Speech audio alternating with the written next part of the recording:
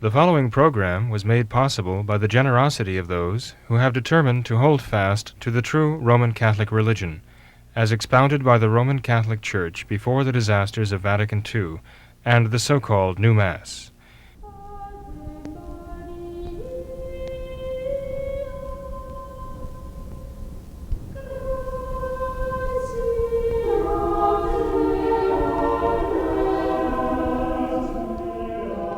Hello, and welcome to What Catholics Believe.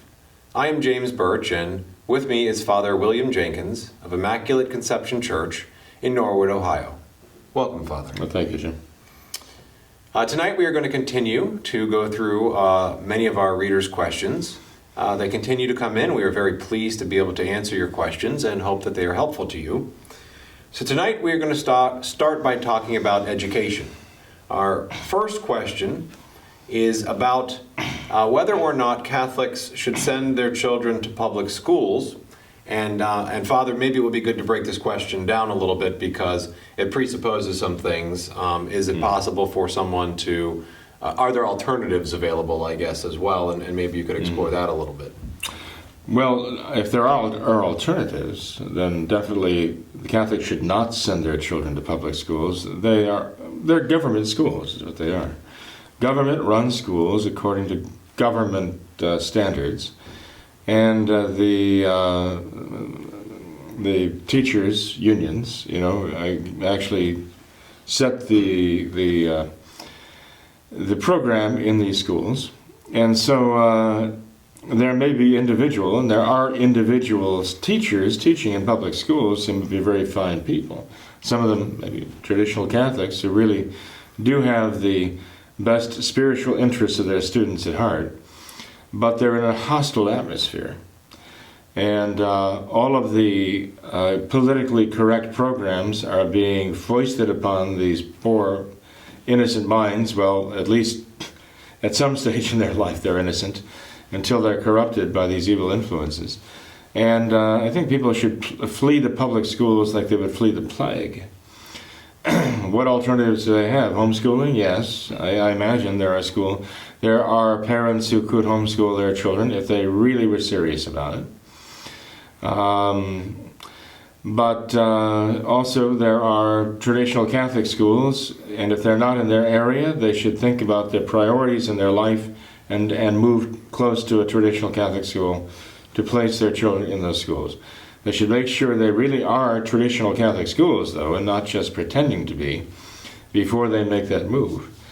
And so I would say that there's got to be a better alternative, an alternative better than the public schools.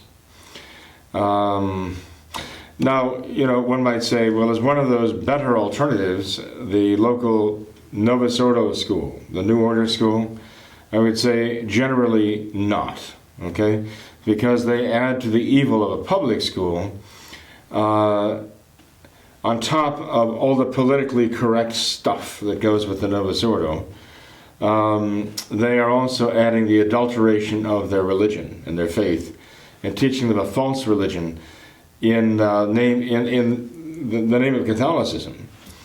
Now, either what they're teaching them is so blatantly non-Catholic and anti-Catholic that the children will not be deceived, or what they're teaching the children has a veneer of Catholicism and could actually deceive the children into thinking that is the true Catholic faith, this Novus Ordo.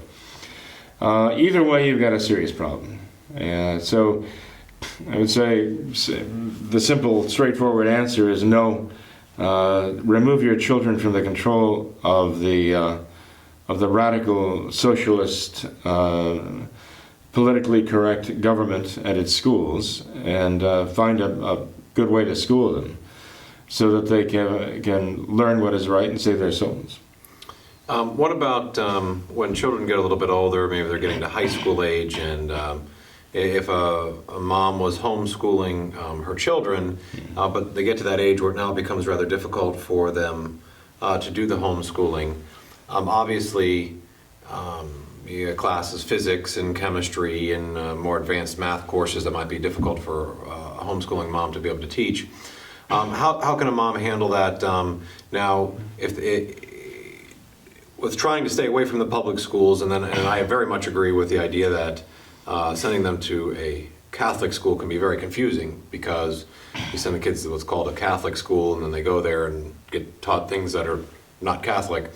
What about Protestant schools? You didn't mention that as a potential option if you found a fairly conservative school like that. Well, I know some traditional Catholic parents have chosen that route because all of the other alternatives were actually worse.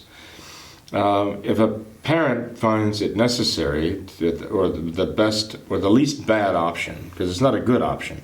We're not talking about good, better, best. We're talking about bad, worse, and worst here.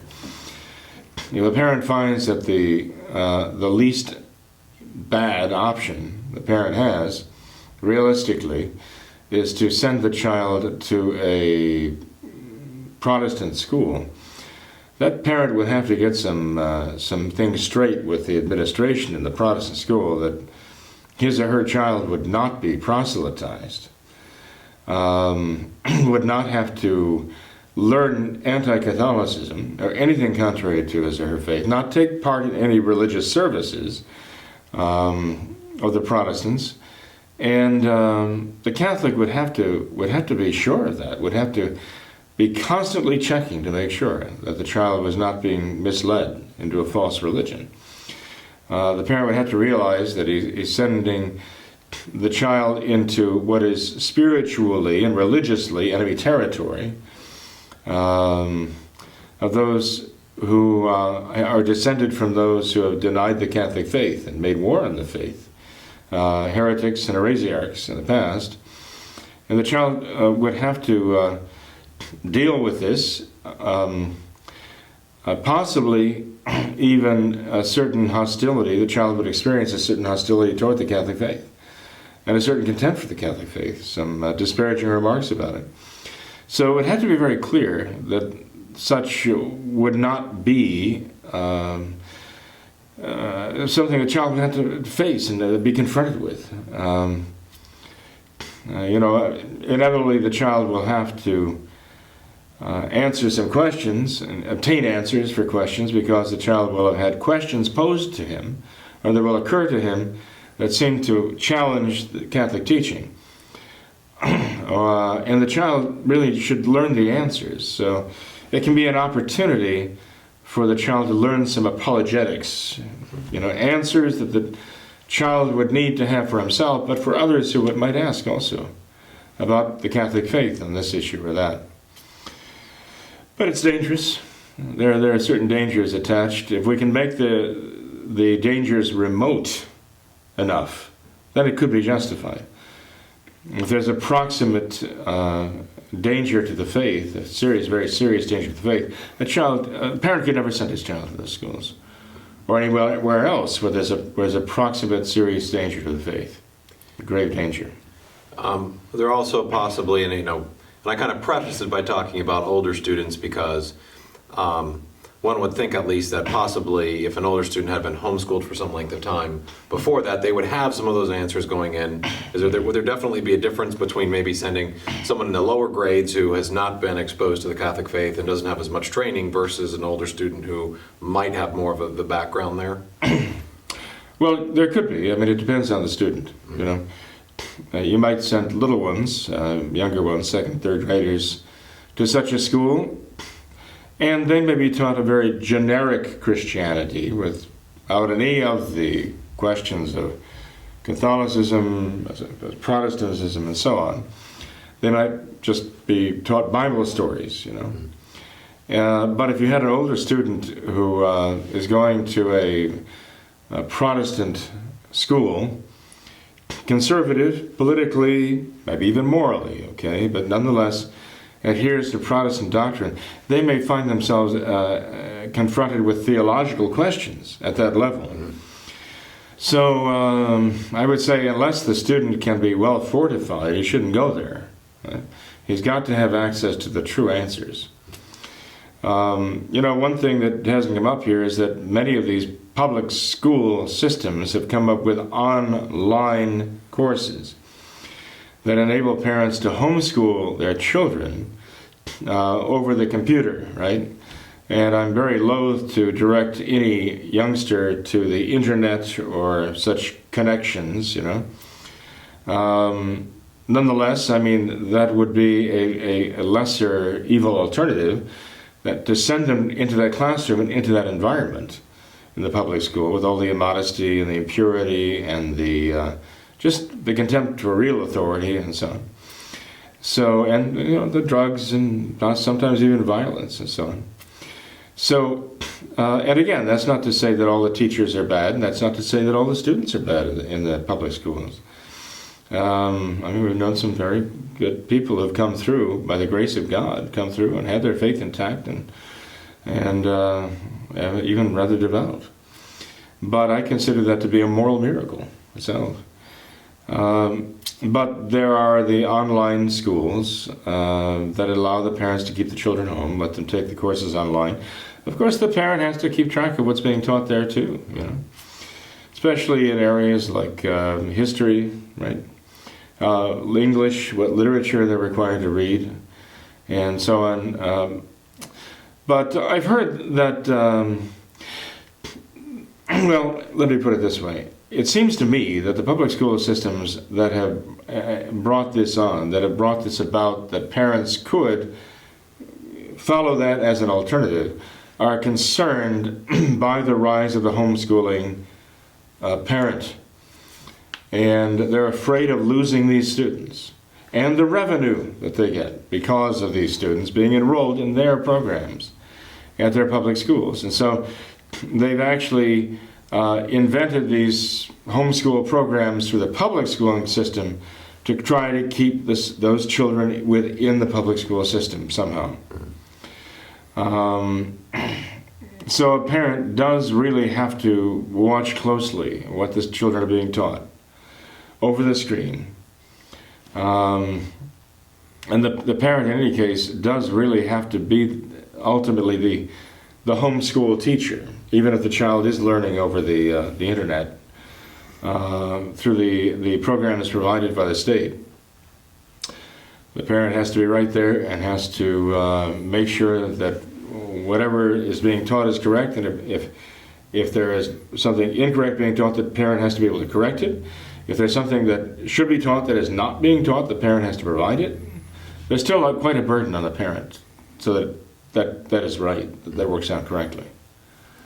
It's interesting, you know, with the public school system that you had mentioned history and what the children are reading, especially because even aside from the moral and faith-based issues that the children need to face in the schools, in early writings in the early 1800s, Frederick Bastiat and de Tocqueville talked about maybe the greatest evil that could befall a nation economically and politically was having public schools, because then you have teachers who are getting their paychecks from the government. And if the government's doing something wrong, the last thing the teachers are going to tell the students is that their paycheck is coming from someone who's doing something wrong, so the children can't get a good education. And then that's how history gets changed, because the government wants the teachers to teach history a certain way, and the teachers can't say no, and you get revisionist history and revisionist books, and that's what gets. Well, one has to remember that the teachers and staff who work in government schools are agents of the government.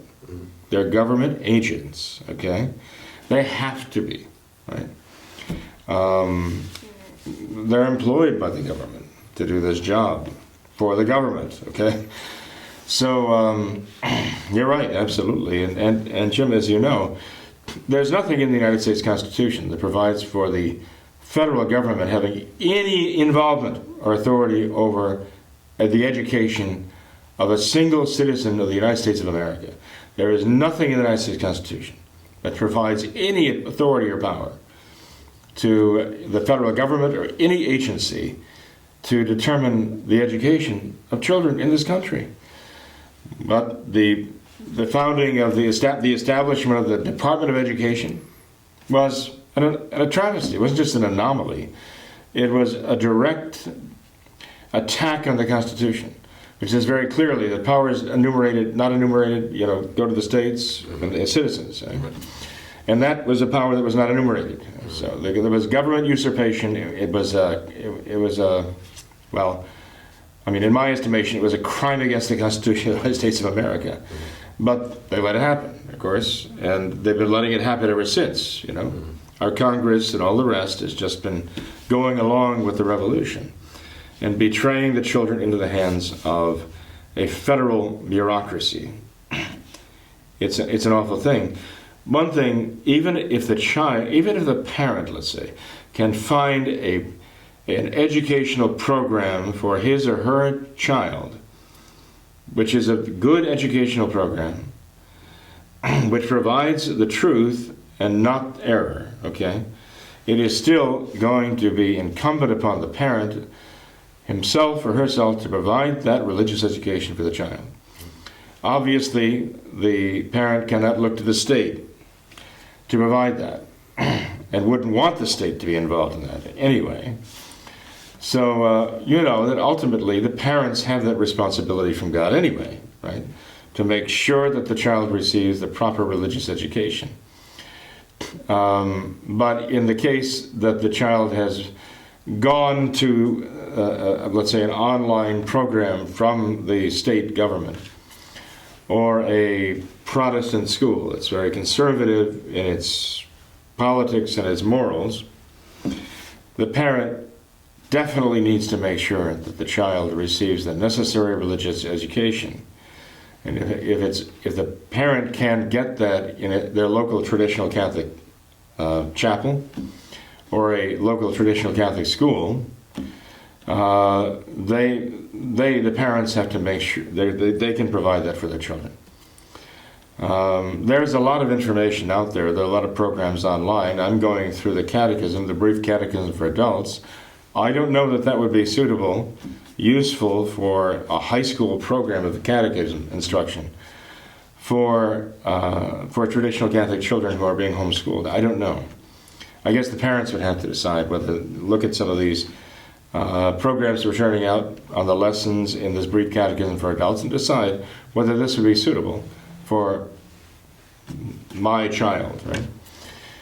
But in any case, there are programs available, and if the children are very well versed and have the educational background they should have, they can do a lot of study on their own, too.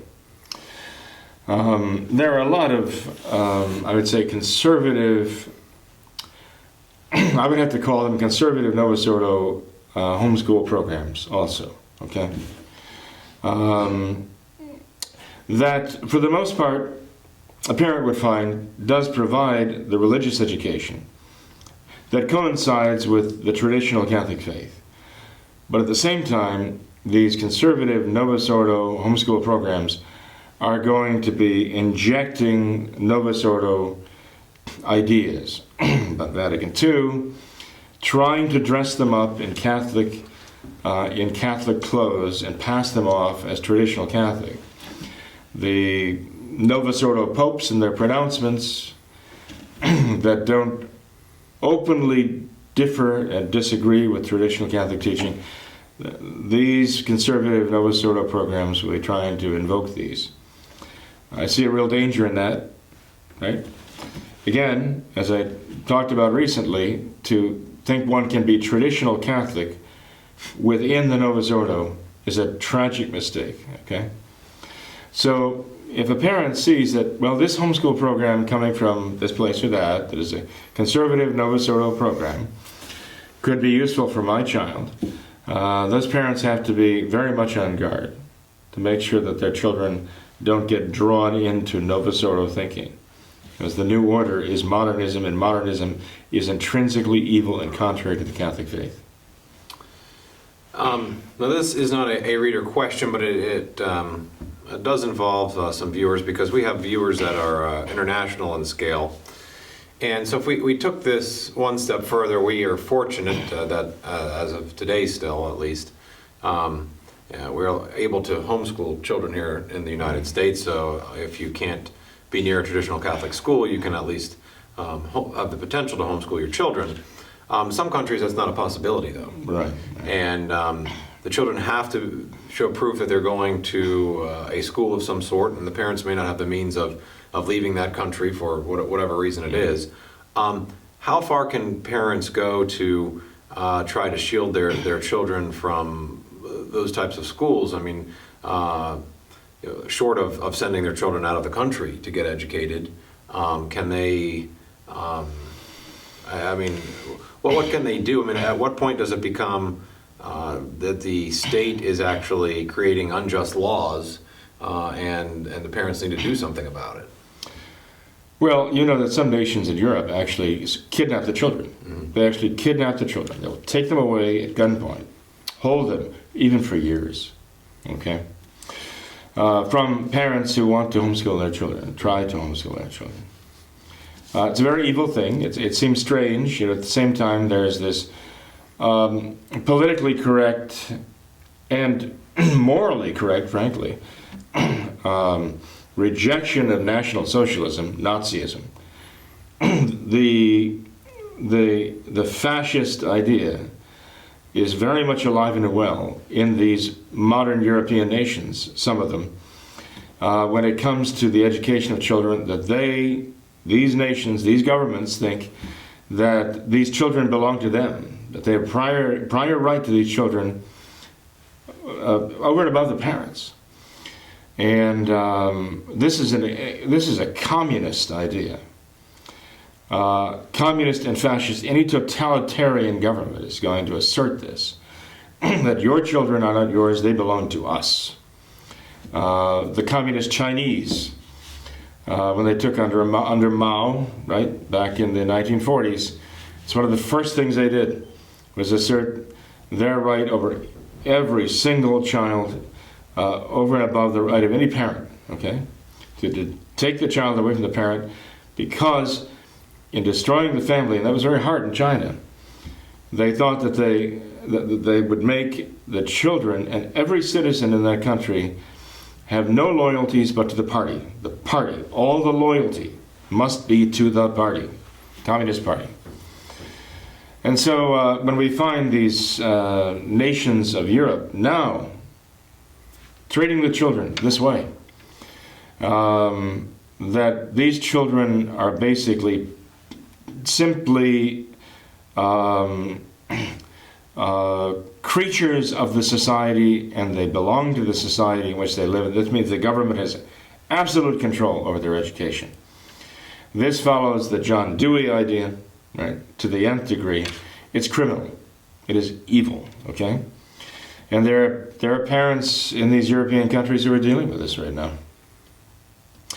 What can they do? Maybe they can't afford to leave the country. Maybe they can't afford to send their children outside their country to be educated. They're essentially prisoners in their own countries. They have to try to militate against this. They have to try to get legal forces behind them, right? They have to resist in every way this jackbooted totalitarianism that has asserted its power over their families. They have to protect their children to the extent that they can. They might find that the only way that they can keep their family together and retain their children in home is to accede to the dictates of the tyrant, the tyranny, by sending their children to these public schools or these government schools, whatever. But they have to be, again, very careful to deprogram their children as much as they can, okay? But if I were a parent in those countries that asserted governmental rights over my children, over my head, and past me, the point where they were threatening to take my children away from me, if I taught them the way I saw fit, and prevented them from being taught the way I know is wrong, I would do everything I could to escape that country, as we saw people trying to escape through the minefields of barbed wire and over the wall from communist East Europe. I mean, you had people who were risking their lives and the lives of their families to escape from the tyranny communist domination there. And I see these people exactly as those people there. And I mean, I would do nothing short of risking my life to try to get away from them and get into the free world, assuming there is such a thing anymore. But at least where I would be allowed to teach my children as I know is right.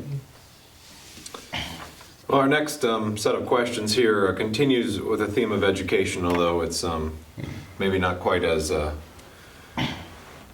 was a lighter subject matter. We have some questions from a mother who is beginning some homeschooling, and her questions are about teaching her children, and her question is, how do dinosaurs fit into the timeline of creation? Do dinosaurs walk the earth at the same time as man? Yes. Okay. The evidence seems to show, and I'm no authority on the subject, certainly, but the evidence does seem to show the presence of human beings and the presence of dinosaurs together. Now, some would totally deny the existence of dinosaurs. Some would say that these are all fabricated, all these dinosaur digs and all the fossilized bones and so on, dinosaur eggs. Some would say that it's a complete fabrication, okay? I don't see that way. I see the dinosaurs as a reaction of nature to sin. And, but, you know, there is evidence that at least what I see is clear and incontrovertible evidence that human beings have left their unmistakably human footprints, even sometimes within dinosaur prints. Dinosaur tracks, and I don't see any possible reasonable explanation but that they coexisted. And one might say that you and I would be very ill-equipped to live in a world infested by with dinosaurs. But nonetheless, there is evidence, I understand also, that shows that we have devolved, not evolved. We have devolved in the sense that our physical powers are minimized compared with human beings who lived before. Even the Bible itself, Scripture talks about the giants, okay? And there are some rather strange things out there that I do not believe are fabricated. And I understand that measurements have even been taken on the stride of human footprints of, millennia ago that show that primitive man, so-called, okay, we don't believe in it the way they projected, the evolutionists projected, but I say primitive, I mean without all of our modern technology, could have run 40 miles an hour, 35 miles an hour. It sounds ridiculous today, I suppose.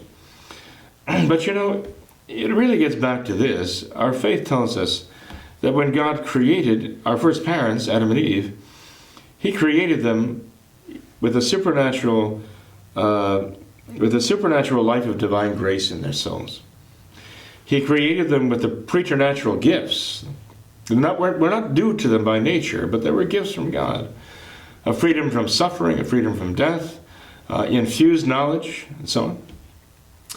But their physical powers were far beyond anything that we know. And in fact, we see, not only in our own day, but we also see in previous generations, a tendency to come up with these superhuman powers and dream about them and fantasize about them. Our Superman, our other Fantastic Four or whatever else that they used to have, they give them these preternatural powers, physical powers, right?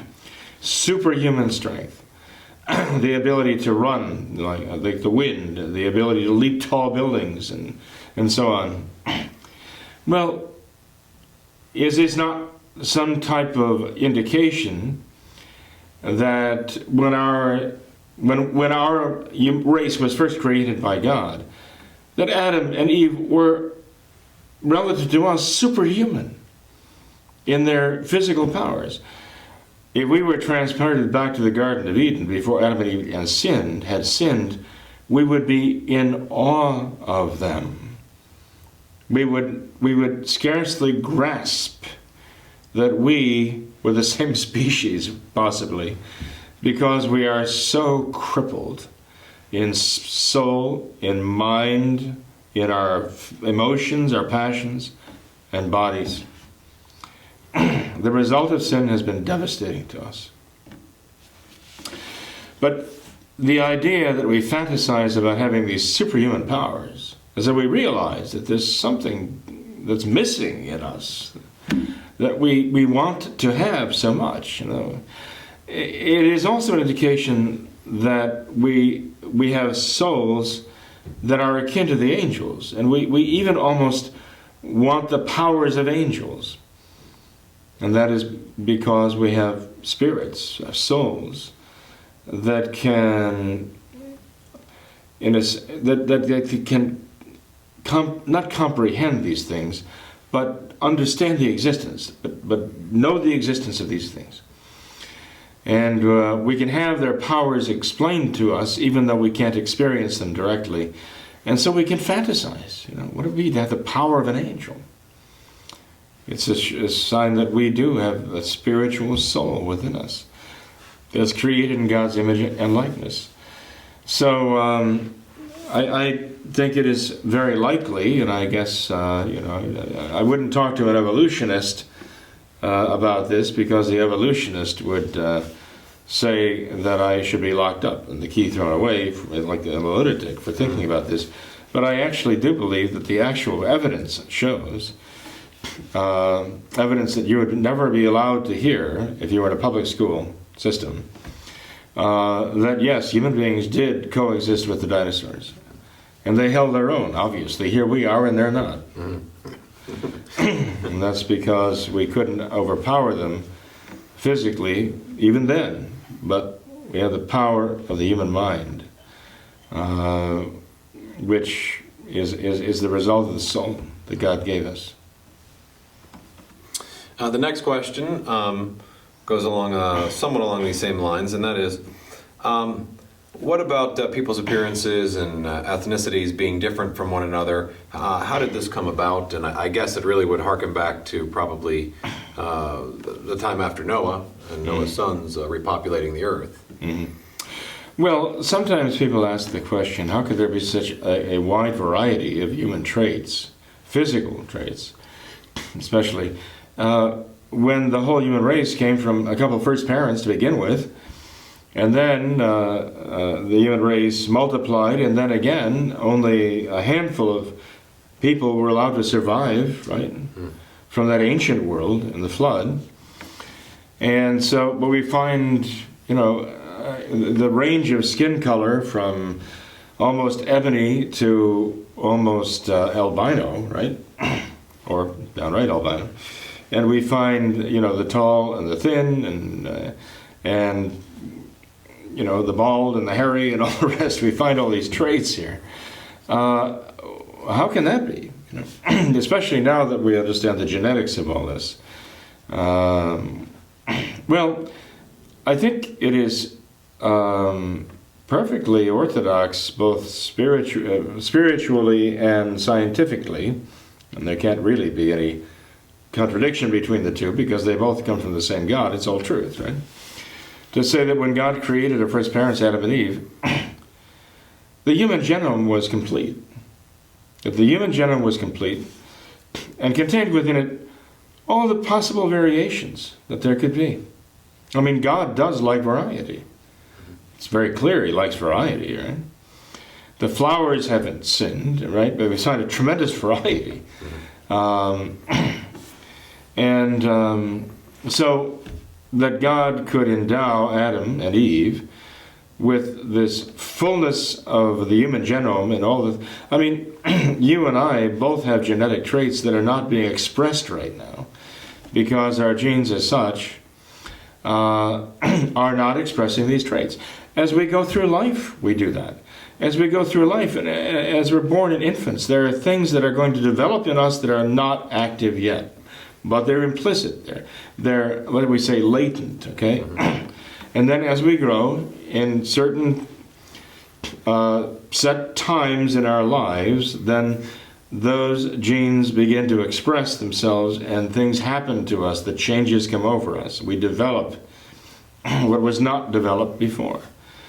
Now, if we see that in our everyday experience, and every one of us experiences that in his own life, I don't see why that would be in any way problematic to say that the entire race could experience that from just the human gene that we find God instilled in Adam and Eve to produce their physical bodies with all of the characteristics they had, and then from there to have a natural development so that you would have all the races develop from that single genome. I think it's perfectly possible. One person actually I'd like to talk to about that would be Francis Collins. Francis Collins is a real scientist, and not one of these evolutionary, what should I say, evolutionist agents who've adulterated science with their ideology. Call them evolutionist ideologues. Francis Collins does believe in God, and he believed that his study in the human genome was revealing to him the blueprint in the mind of God for man in his physical, the physical part of his nature. Francis Collins has written at least one book on the subject. He's probably written several books, and very revealing from the standpoint of someone who has a faith, a faith in God as creator. He even had a in-print debate with Richard Dawkins, and Richard Dawkins obviously had a certain admiration for Francis Collins. Even at the end of the debate, Richard Dawkins made a concession. He said, well, maybe there is a God, but if there is, he certainly isn't the Christian God. Mm-hmm. He is not the God that Christians believe in, because he finds that unacceptable, okay? That's Zosbrock, Richard Dawkins, the man who claims to be a scientist, but he rules out even the hypothesis of the God of the Christians being real because he finds it unacceptable. Mm. Well, so that's their approach to evolution, too. Mm. Whatever is contrary to their pet theory of evolution, they simply find it unacceptable. But in any case, as I say, I'd like to talk to Francis Collins about this because Francis Collins was the scientist who headed up the team, the worldwide team. I understand that at its height there were 3,000 scientists around the world who were working on this project under the leadership of Francis Collins to decode the human genome. That's a monument of science, real science. And Francis Collins perhaps has the most in-depth understanding of the human genome, I guess, of his generation. One thing in his book that I found problematic, even though I didn't really know the science of it, but I found problematic that he claimed that there is evidence for evolution, even macroevolution within the human genome.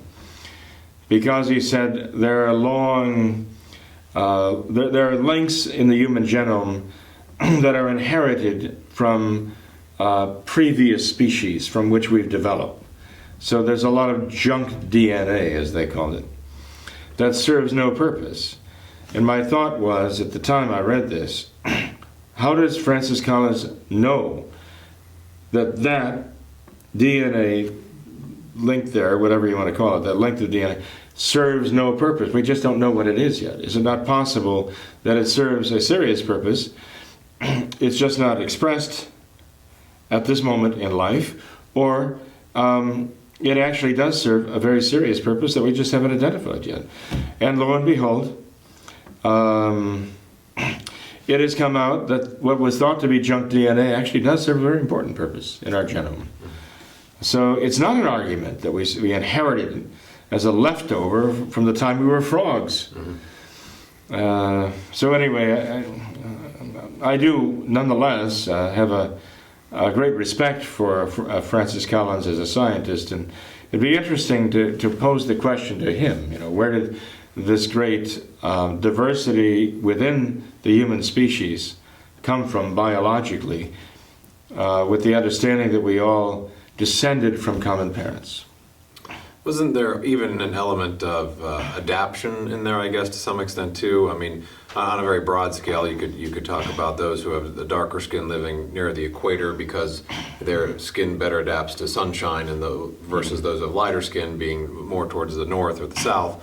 But then, even today, they've done studies on people who live in different areas, and they can't account for the fact that these Ethiopian men keep winning the marathons and the Olympics and the golds, and the theory was for many years was that they live up in very high climates, and so if you train in very high climates, you could close that gap, and it doesn't matter that we have not been able to. We have athletes in the United States who go up into the Colorado Rockies and they train there. They're still behind, and as they do more and more research, they're just finding that those people who live in those areas who need to be able to not only survive at those high climates, but part of their life to even survive in those mountainous areas is to be able to every day travel huge amounts of distances and do it easily. I mean, God created us with the ability to adapt to our environment as well. So sometimes as people would move into different areas, their bodies are going to adapt because God gave us that ability to some extent. Well, the evolutionist would say that it's the survival of the fittest, and those who are better adapted to the environment are going to survive. I mean, they would say that there are two keys to the survival of, let's say, a certain bloodline, if you want, I don't know. But the fact that you can adapt, there's going to be a mortality, a greater rate of mortality among those who do not have the right traits for survival in a particular environment, right? Another indicator of survivability, right, is the number of offspring you can generate, right? Those who can generate a great, massive number of offspring have a greater chance of, they have a greater chance of variety in the offspring and therefore adaptability in an environment. So you'd expect a species that can generate tremendous amounts of offspring, and the offspring themselves would have a variety, right, within them, that's the species that will survive better. Now, some of this is actually just common sense, and people have known this. People have known this all the time. It's not inventing something new. This wasn't a great discovery. It wasn't even Darwin who discovered this, He's credited with it, but he didn't really discover this. The point is, we know, right, that if we were to, there are environments that we could go to that we would be very hard pressed to survive, okay, because we do not have the powers, the strengths, whatever it is, that would match the demands of that climate or the food availability, or be able to resist the predators in that environment, whatever it may be. Challenges to our survival that we're really not suited for, okay? And so, yes, I mean, there are different traits, height, strength, skin color, shortness of fingers to conserve heat, right, in cold climates. All of those things play a role as far as what traits thrive and come out of this rate of mortality with an advantage than to breed, to have children, and to perpetuate those traits. I mean, I don't know how else to put it right now, and I'm probably not being very scientific in my expression, but nonetheless, I think you get the idea. We know that's called microevolution. The problem is this. It's not that we don't know that those human beings who live up in northern climates have certain traits characteristic that are just really, if not ideal, suited, all right, to live in that climate, to survive in that climate, to have children in that climate, to pass on those traits to future generations in that climate. And those at the equator, similar situation, very different traits, but nonetheless also equally suitable to survive and thrive in that climate. To say that these traits then over so many generations mean that you evolve into a different species, little by little, over millions and millions of years, and they need those millions of years. They invent all these millions and billions of years because they need them to support the theory of evolution. Even that doesn't work. It really doesn't work. To show that one species evolves into another, especially on this level, to argue for the evolution of human beings is outrageous, right? So that's where we have to part company with them, and say that much of what you're saying is common sense in terms of what is called microevolution within the species. But then when you start arguing that all of these minute changes gradually lead one species becoming another, there's no record of that. There's no trace of that. There's no evidence for that. But then they get into the idea of evolution per saltum. That is, one species just suddenly becomes another species, right? Almost overnight, right? And again, you ask, okay, well, where do you have evidence that this was that the day before?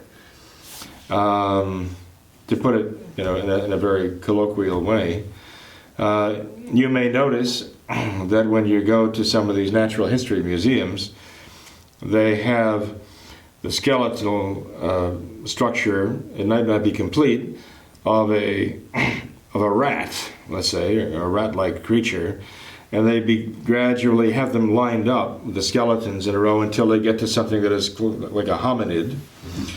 And then they go from that little by little to Homo sapiens today, and here you are, Homo erectus, and you've gone past that stage, Homo faber, and there you are, modern man. And as some have pointed out, they arrange these things to tell a story that is not there in reality. Mm-hmm. They haven't found these skeletal remains arrayed in the fossil record in this way. Mm-hmm. They've just gratuitously arranged them this way to make you think, draw the conclusion that this became that, and that became that, and that became that, right? And ultimately it became me. The reason they can use this means to convince us of this is because, oddly enough, they're trying to use our human reason, coming from our souls, to make us see a logical, rational connection here. And so they're actually appealing to the spirit, the soul in us, to make that logical conclusion, which in the logical conclusion denies the reality that we even should have the logic and the soul and the power of reason to come to that conclusion. There's a contradiction there, but that's what they do. And it's kind of a dirty trick. Well, I've looked at those before, and I've thought the opposite. I've always thought, well, I look at the way that it kind of like it builds up, and then it goes to man, and it's always like a drop off actually at the end. And I always go, evolution is really messed up, because I'd rather go back about 2 or 3 steps, because then I could rip the arms off of modern day man if I was still built like that. It's like, why did we de-evolve all of a sudden, physically? So, it's, then they'll use the excuse, because man has figured out how to grow food and use tools, and so he didn't need to be strong anymore. But in their timeline, man has only been around for a few thousand years, not the millions and millions even that they've talked about. So the de-evolution took place really fast, all of a sudden at the end. They've also come up now with different strains of man. Now we have Denisovan, I think they have, and the Neanderthal, and we interbreeded, but we weren't the same species really, and they come up with humanoids and hominids and all the other stuff. It's amazing what their fantasy can do with this, But it really is just fantasizing. But, I mean, we can go really off on the tangent, following their tangent. But we have to be very careful about that. Pope Pius XII, in Humanum Generis, said that, look, as far as physical evolution, I mean, there's nothing from the spiritual level and the level of faith to say it is impossible, could not have happened.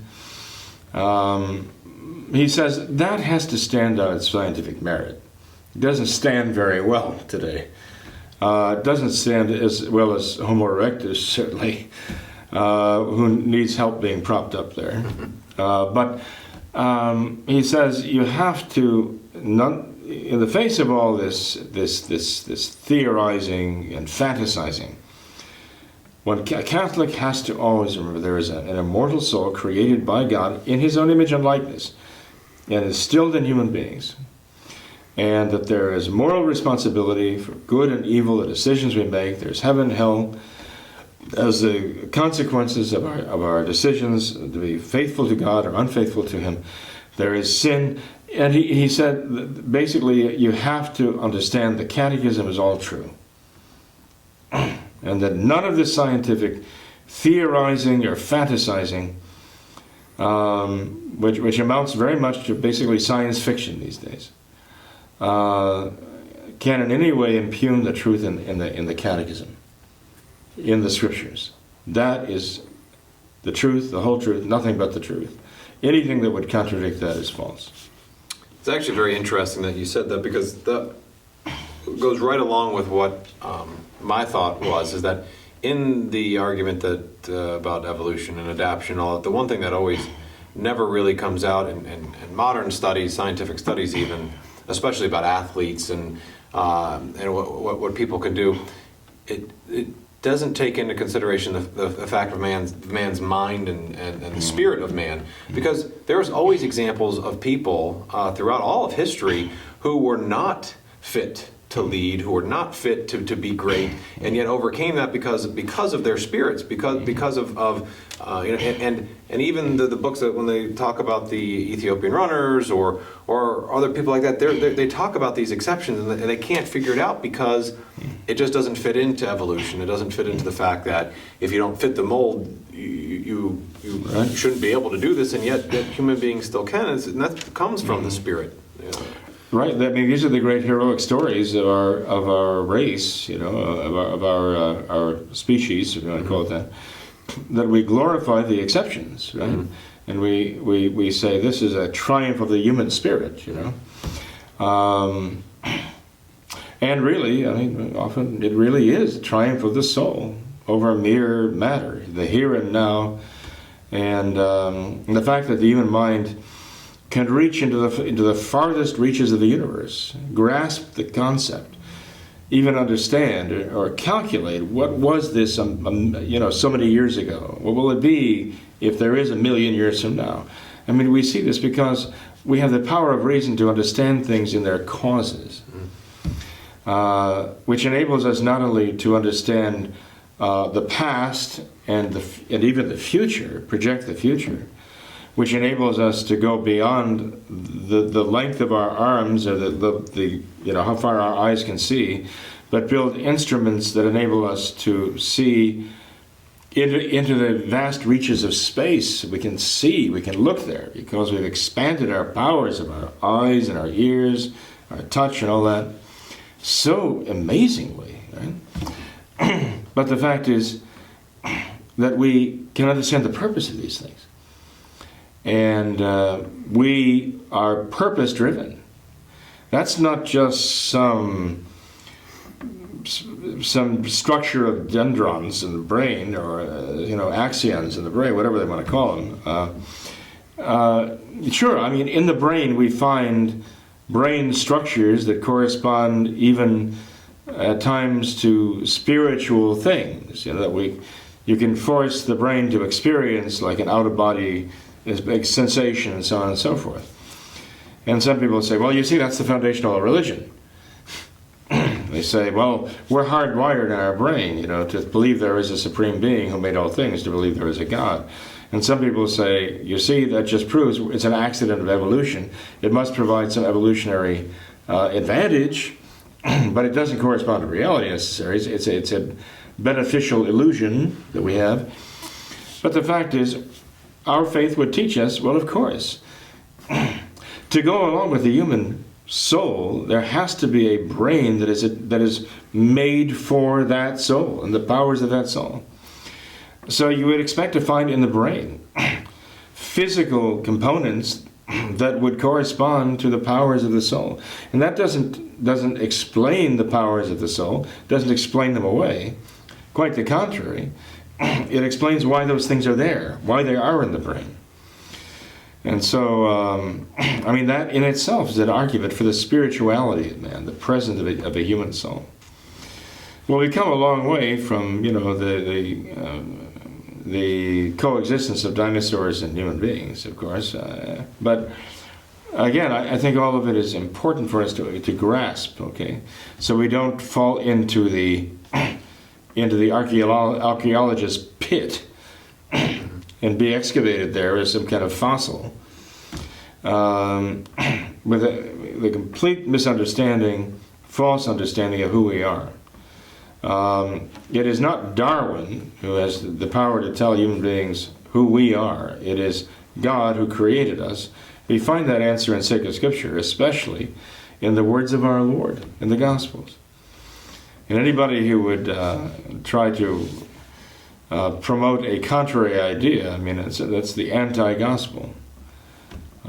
Anyway, the modernists in the Vatican, to get on another subject, have now conceded to evolution.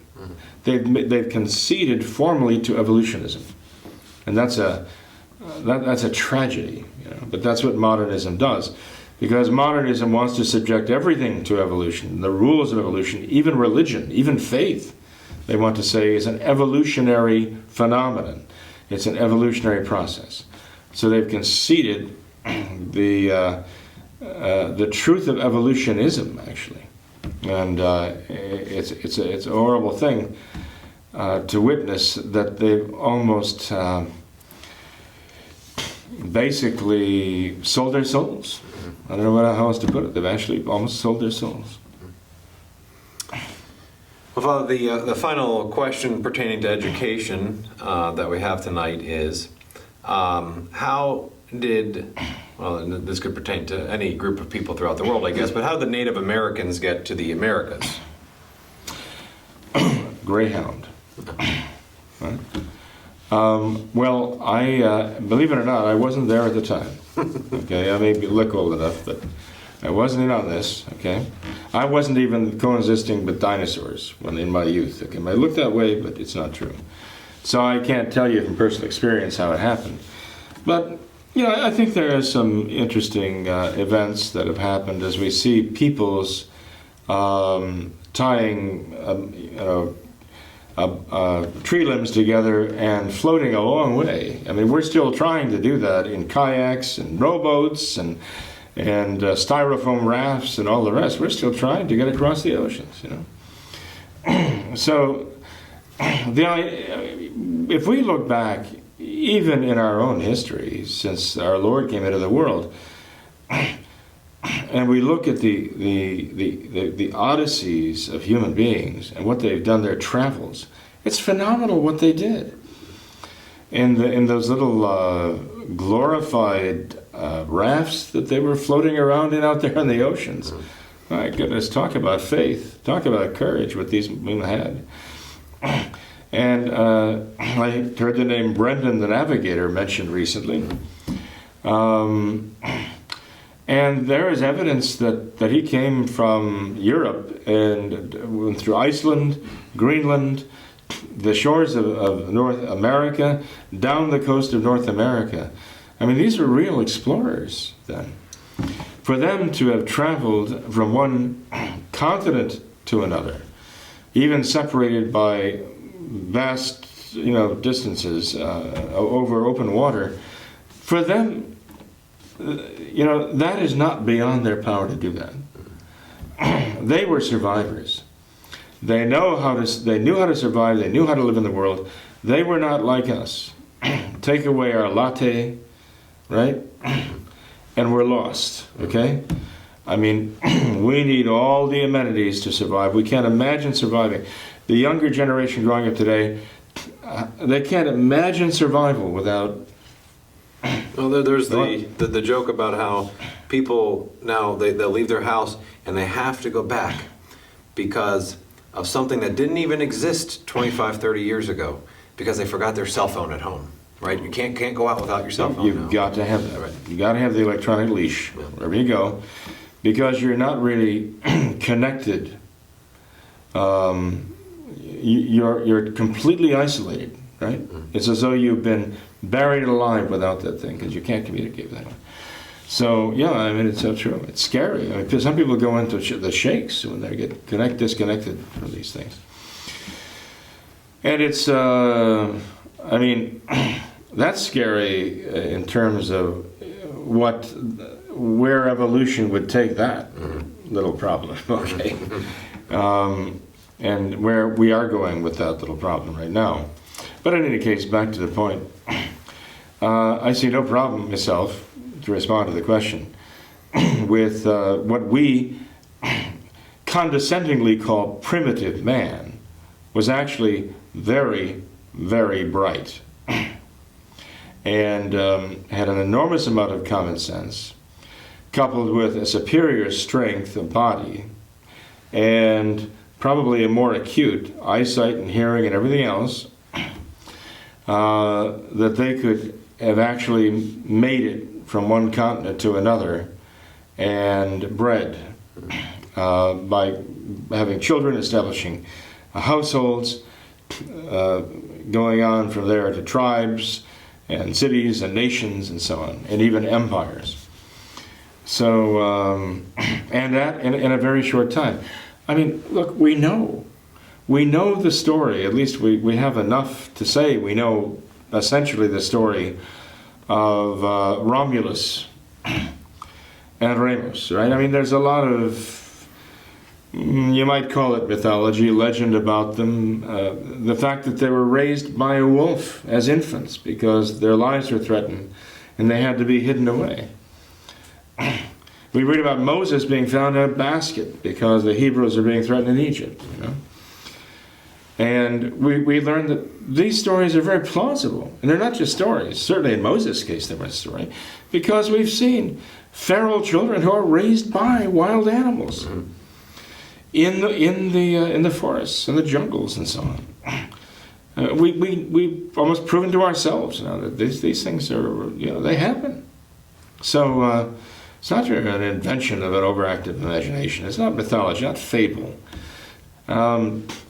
So we find Romulus, I guess, I understand that his name actually means the little man by the river. The story of him fleeing Troy, right? With the destruction of Troy by the Greeks. And making his way to what is now Italy, okay? And finding that little, well, at the time it might have been much greater than it is now, the hill, what we now know as the Palatine Hill, unoccupied. A man who was a shepherd. He'd become basically a man who had made his living as a shepherd at that point. And so he established a homestead there on the Palatine Hill and named it after the Trojan goddess of shepherds, Pales. And that has come down to us now as one of the 7 hills of Rome, okay? Not just the city, but the empire. So what he began there as a simple refugee homesteader, right, grew into the Republic of Rome, the Empire of Rome. And how long did it take? 700 years. A little more than 700 years. From an individual and his wife, and their family growing into the Empire of Rome. Phenomenal. In a matter of basically 7 centuries, These people were prolific, and they were courageous, and they were very, very knowledgeable about how to make a life for themselves in what we would know as the wild. So, if we want to say, well, if we expect modern man to do that, we would be hard-pressed to even think of it as being possible. Mm. But if we get over modern man and realize that modern man has devolved from what our ancestors were, we could see it would be very possible for those people in that time to make it from one continent to another and establish themselves and grow and thrive and even become, as they say, not only tribes, but cities, states, nations, empires. Well, I mean, even just talking about navigation, am I remembering my history right that it was a Captain James Cook who had made it around the Horn of Africa at some point? That was considered such an amazing feat in those days 500 years ago. But now we've discovered, pretty hard evidence that thousands of years before that, the ancient Egyptians sailed out of the Mediterranean all the way around Africa and back down the Nile River, back all the way to their starting point in Egypt, thousands of years before, maybe even right around the time when the Israelites would have been in Egypt. Mm-hmm. So, I mean, for them to have pulled off a feat like that thousands and thousands of years ago, I mean, man could have made it all over the world for sure. There's no doubt about it, Jim. No doubt about it. The ancient world has its secrets from us. I mean, there are reports in the ancient world that perished with the burning of the great library in Alexandria that we can only speculate about. There are so many mysteries of the ancient world that we have not, with all of our technology, been able to reproduce. So, as I say, I mean, I consider that to be a real argument for devolution. Mm-hmm. And we tend to exalt ourselves because of our technology, which is wonderful. But all of that, basically, these are all crutches to supplement our very limited range of vision, thought, hearing, touch, and so on. And we've lost the ability to think deeply. Take the arguments of St. Thomas Aquinas, the Quinque Viae, in which St. Thomas demonstrates the existence of God as a rational necessity. Okay? How many people today can even begin to understand what you're talking about when you propose these to them? It's like they can't grasp this at all. To them, it is complete nonsense. But it's not nonsense, we know, because it is nonsensical. To them, it's nonsense because they do not have the intellectual capacity to understand even the basic idea that you're trying to get at. Their minds can't reach that far. You're running and they're crawling. St. Thomas Aquinas, anyway, was mentally an athlete running, and they're hardly in the stage where they can even roll over anymore intellectually. So it's just so pathetic to hear a modern today dismissing the 5 ways of St. Thomas, the arguments proving that rationally there's a necessity of a supreme being who made all things, who's the foundation of all, the unmoved mover, the necessary, the first cause, and all the rest. And they scoff at this. Or sort of like arrogant teenagers scoffing at what their elders are telling them, because they just don't see it. They can't see it yet. Well, hopefully people will grow up and they will see it someday. But at the rate we're going, we don't see a lot of evidence, a lot of signs of that happening soon. Well, that's why it's so important that we get back to the spiritual aspect of things and prayer, because it's all through God that we can get back to an understanding of what Of true who we reasoning are. is and who we are. Right, exactly. Right. Well, Father, I thank you very much for your thoughts tonight. I thought not only was it some very nice answers about education, but even about evolution and man's general nature tonight. And I appreciate, and I'm sure our viewers do very much, your input in all of that as well. Well, thank you, Jim. It'd be good sometime to even go into more of the Catholic philosophy of education, for that matter, because we spent a lot of time tonight talking about the errors and the atrocities committed against true education to try to prevent true education from coming to our children. But the positive side is, what is the Catholic concept of education? How is it applied? That would make a good program too. Well, I thank all of our viewers for tuning in tonight, and we ask that you keep us in your prayers. We do appreciate all of the questions that you are giving to us, and if you have any questions, feel free to email them to us at the email that is now on the screen. We also are still in the process of putting together the information for you to be ordering some of the books and materials, including missals that we've talked about on prior shows. And as soon as we have that website up for you, we will give you that information as well. I thank you all for being our viewers, and we ask you to remember the words of Our Lady at Fatima, to make sacrifice, to pray, and to consecrate ourselves to the Immaculate Heart. Thank you.